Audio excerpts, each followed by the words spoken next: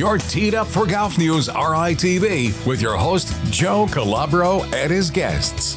We're talking everything golf around the region and on the tours. Now, here's your host, Joe Calabro. Hey everybody, welcome to GolfNewsRI TV, episode 19. I'm co-founder and CEO Joe Calabro. This is the second to last episode of the season, so thank you to everybody for tuning in all season long, whether you watch it on TV or if you're checking it out on our website / YouTube page.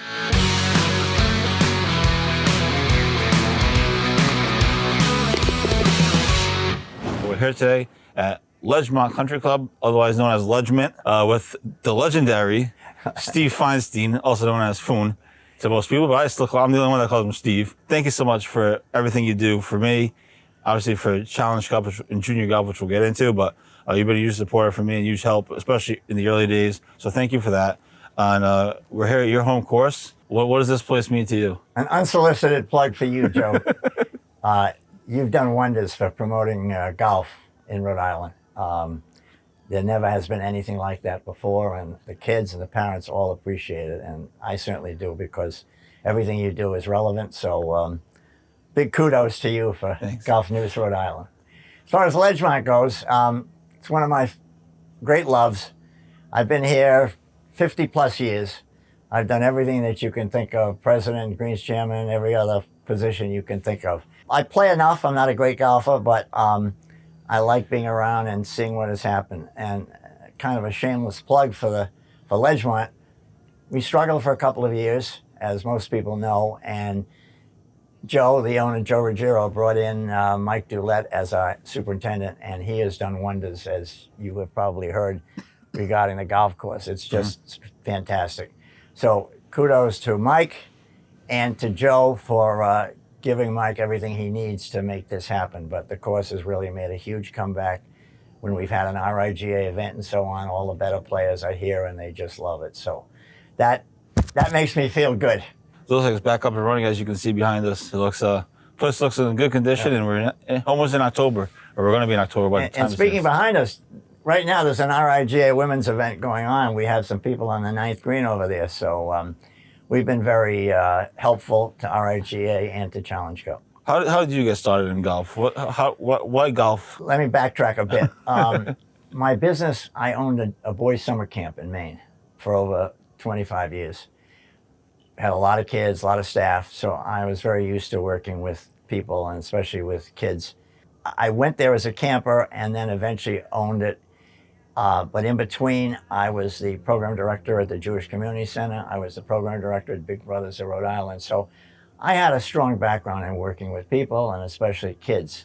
And when I sold the camp, I needed something to do, and somehow fell into junior golf. I met Dave Sr., Dave's father, and he had started Challenge Cup.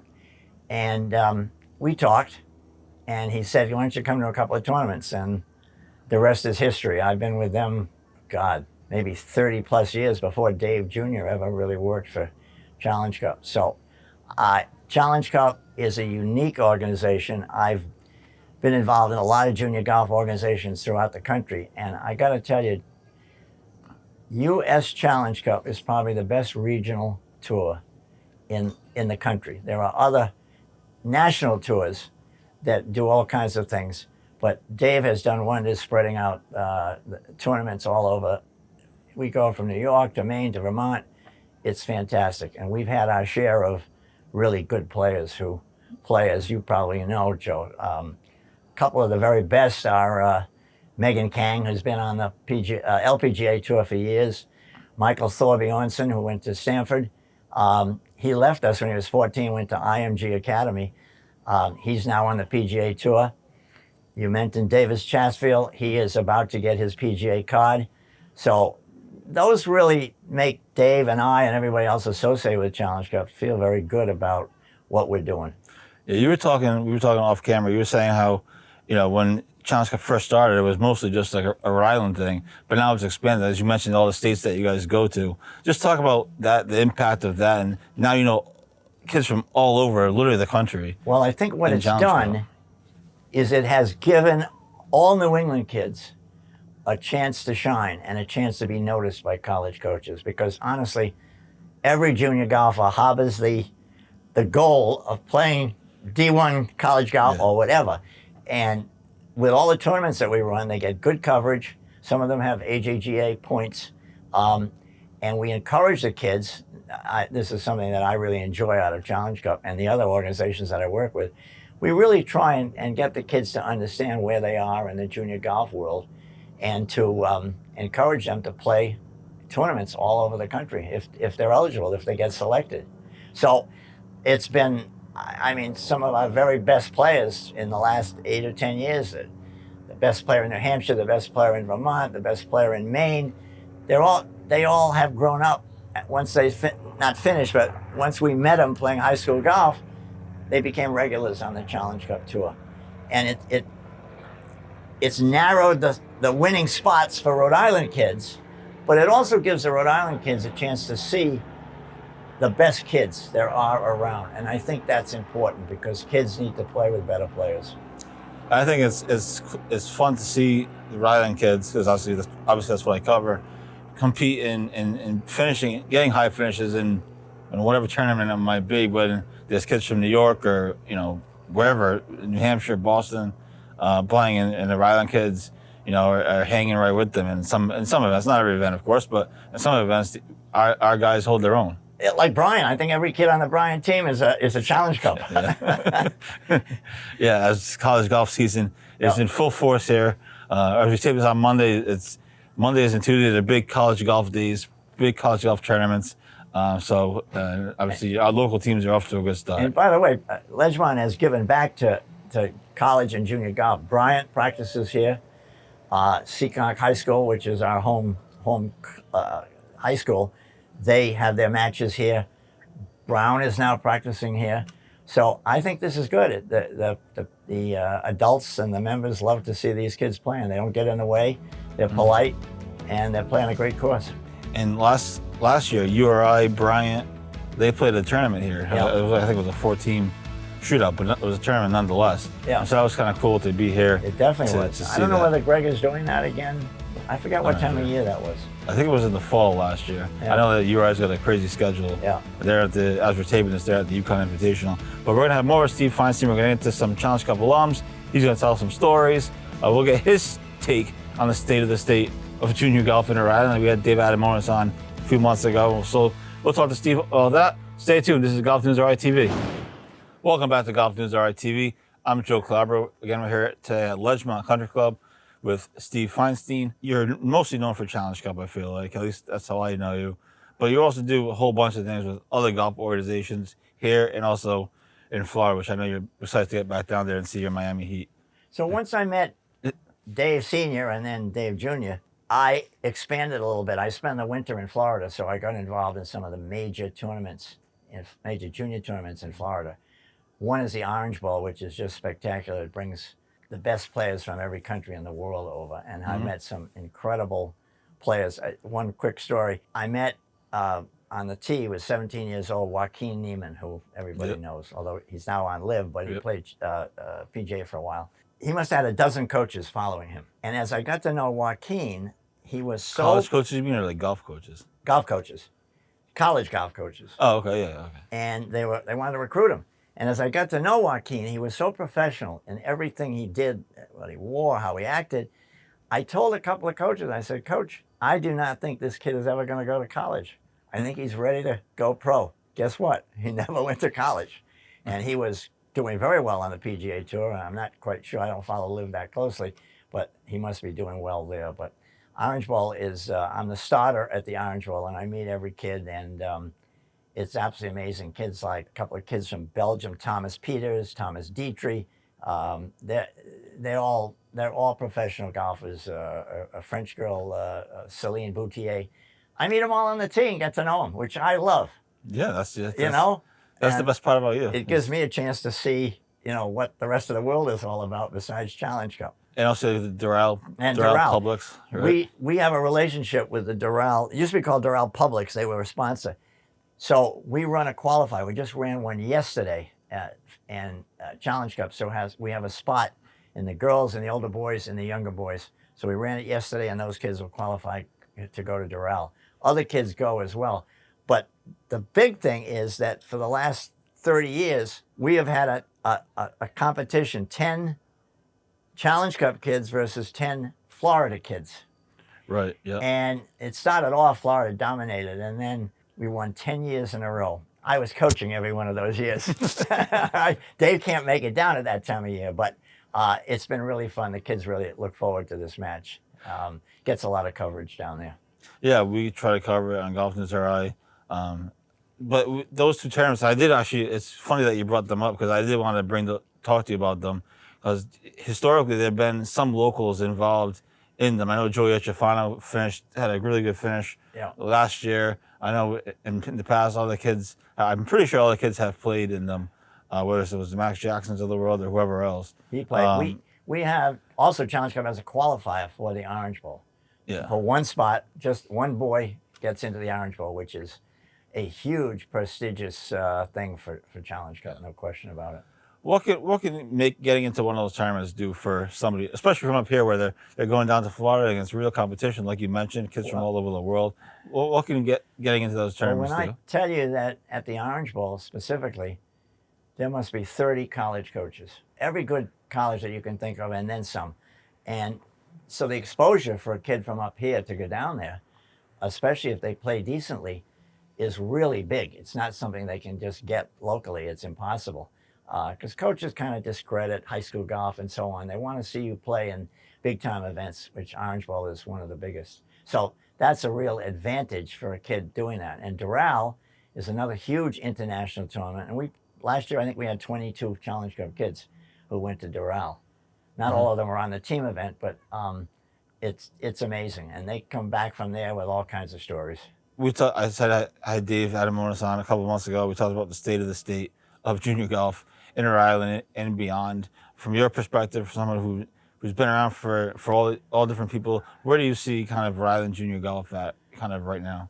I think it's on the rise. And I think one of the reasons, for example, not to stroke your back, but just covering what you do with high school golf and everything else, it gives more attention to the local players.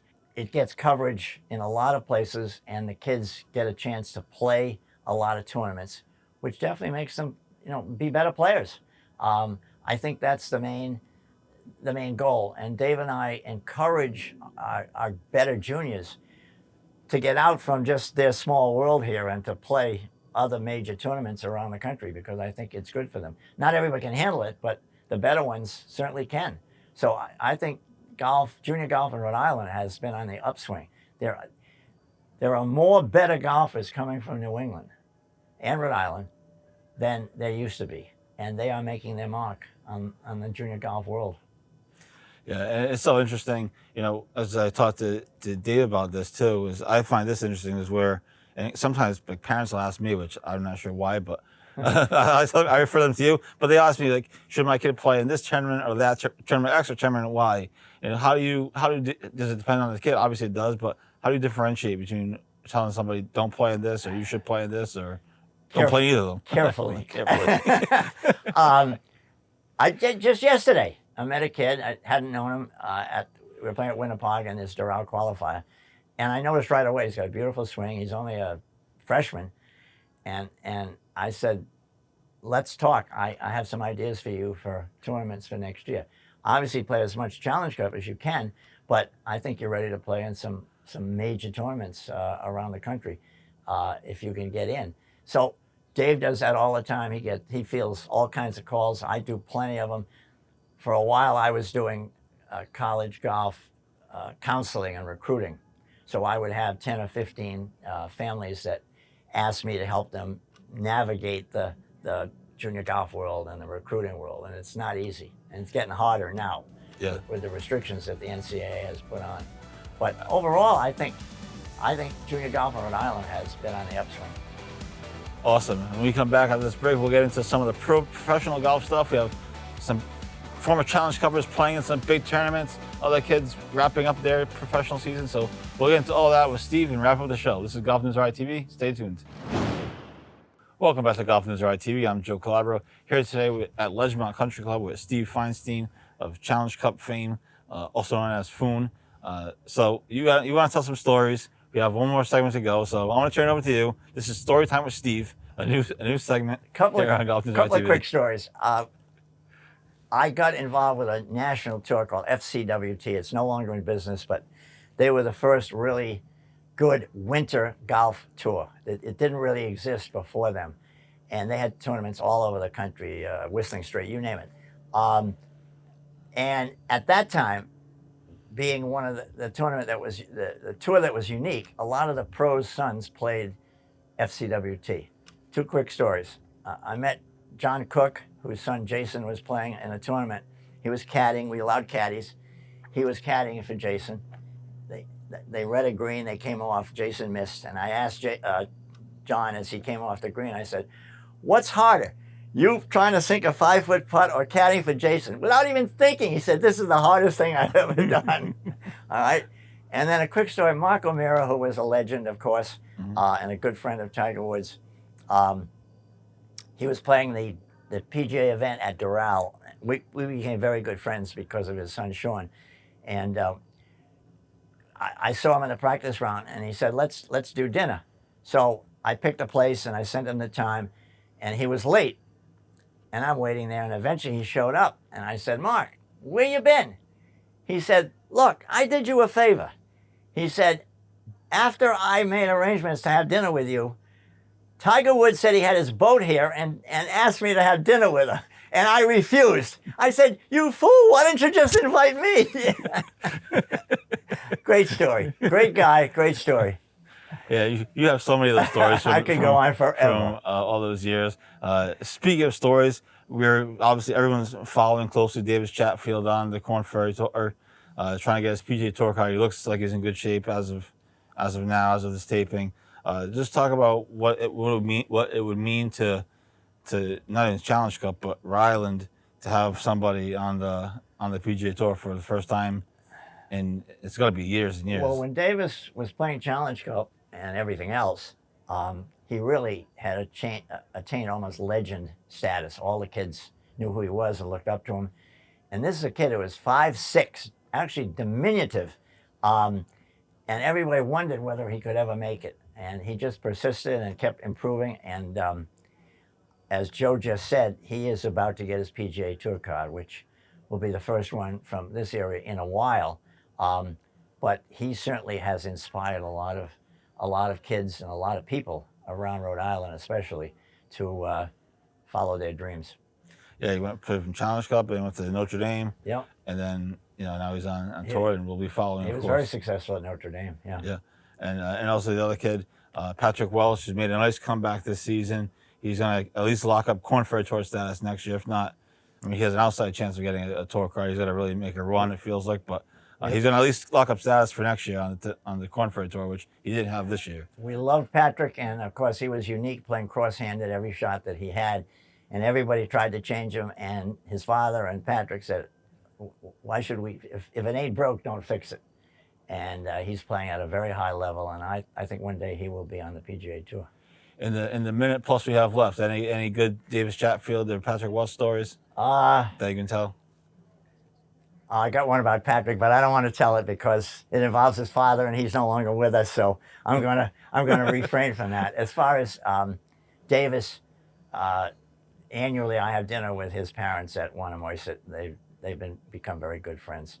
And he has two terrific brothers who both played Challenge Cup and played golf, but you couldn't beat out Davis. That was impossible. They played college. One of them played college golf.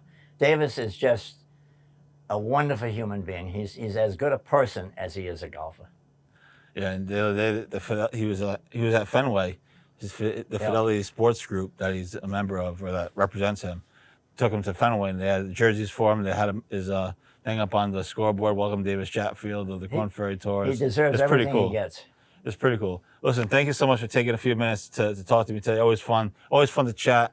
And I know you're a busy guy. You're going back down to Florida soon, so thank you so much, and thank you for all the support. I have more stories for the next time. All right. Come back next week.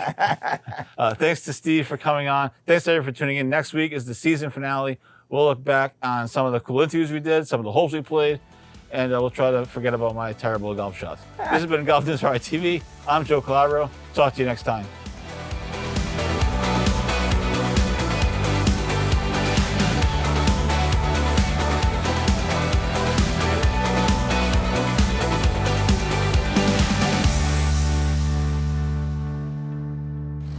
You've been watching Golf News RI TV with host Joe Calabro.